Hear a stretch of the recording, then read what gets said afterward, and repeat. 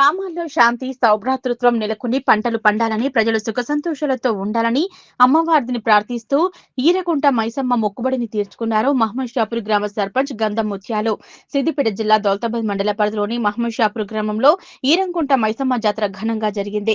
గంటం కుండలతో బోనాల ఊరేగింపు, పోతరాజుల గావు విన్యాసాలతో అలరింపులు ఊపందుకుంది. మైసమ్మ దేవస్థానంలో తల్లికి కళ్యాణ వేడుక భక్తి పారవశ్యంతో ఘనంగా నిర్వహించబడింది. గంటం కుండలతో బోనాలను ఊరేగిస్తూ గ్రామస్తులు అమ్మవారికి ప్రత్యేకంగా పూజలు నిర్వహించారు.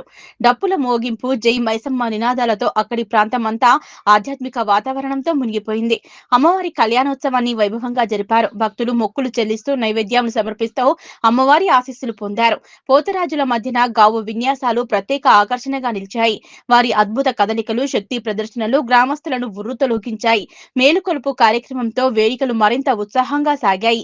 ఈ సందర్భంగా గ్రామ సర్పంచ్ గంధం ముత్యాలు మాట్లాడుతూ పదవులు ఉంటాయి, పోతుంటాయి, కానీ మనిషి జీవితంలో మానవత్వం ఎంతో తృప్తిగలదని, తల్లి దీవెనలు చాలా ముఖ్యమన్నారు.